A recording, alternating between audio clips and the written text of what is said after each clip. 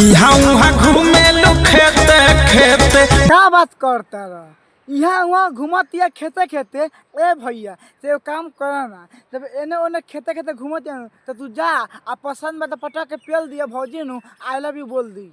आज हम फिर से बात कर बने देश प्रेमी। तो भाई लोग आज के वीडियो बहुते गाना फार बा, ऐसे कहते हैं भाई लोग वीडियो के जैसे के लास्ट तक बहुते मजा आई। तो वीडियो बनाने के बस एक ही मकसद बा, एक ही मकसद रहता है आप सभी को दिल से हंसाने के लिए, ना किसी को दिल को ठेस बताने के लिए। तो वीडियो को पूरा देखला के बाद में भूल जाओ। तो बिना कोनो लाना लहसुन के आज के वीडियो स्टार्ट करते हैं। बोलो ना कैसे हो भइल हेते।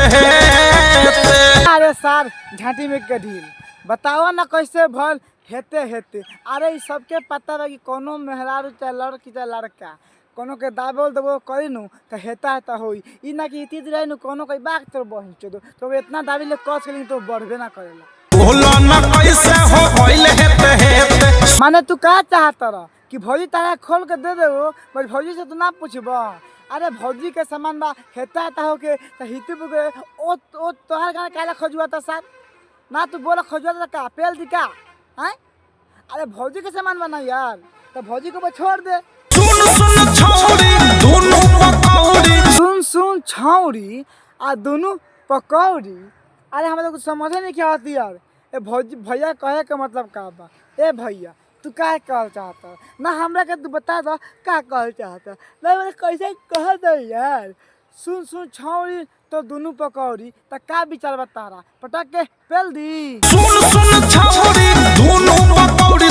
देखो भैया जी हम तारा से कहल चाहता नहीं कि सुन सुन छौरी कह के मैंने कहल छोड़ के तू भौजी से साफ साफ पूछ लेता कि तू साफ साफ बताओ रे छौरी हमरा के देवे कि मुठ मार के गिरा दी।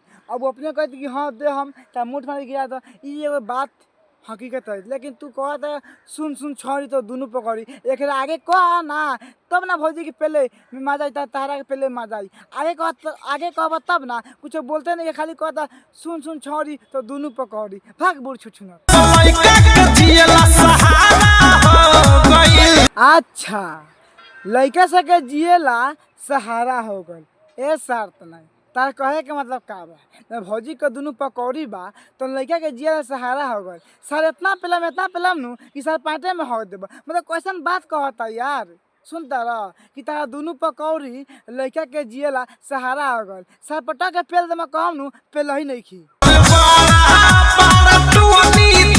का कहता रह कि तहार बड़ा बड़ा टोनी तो। अरे भैया भंसरी वाला अब हम तुमको नहीं पेलेंगे नहीं यार। बहन जो पेलते पेलते मेरा मुंह दुखा गया, लेकिन ये भंसरी वाला समझने वाला नहीं है। अभी आप लोग सुन रहे हो ये क्या बोल रहे हैं कि तहार दोनों बड़ा बड़ा टोनी तो। अरे टोले तो का भैल एक आगे कह ना तब ना पता लगी, तब ना पब्लिक लोग जाने कि हाँ एक आगे का बोल। चलो भैया बताओ तो तू भौजी के दोनों बड़का बड़का टोला तो का भैल। अरे तारा बहनी के झाट उखाड़ो बहुत अच्छा कि तहार दोनों बारह बारह टोनी तो रुआ खड़ा हो गए। भैया का नाम बा भाई, हमारा का नाम नहीं के। लेकिन जैसे भैया कह तारा नु कि तहार बड़ा बड़ा टोनी तो रुआ खड़ा हो गल, हम तो कहल चाहता नहीं भैया तो तू बड़ा बड़ा टोला का आला भौजी के चाट के छोड़ देता। भौजी कह हाँ काम तो याद मिलल बा, पटक के खाली चाटता आ छू के जबन बढ़ाते नहीं के। भैया जी ऐसे ही भैया भौजी के जो बन बड़ा बड़ा हो गल बा। हाँ हम सच कहता नहीं, हम अभी ध्यान देनी है भाई लोगन।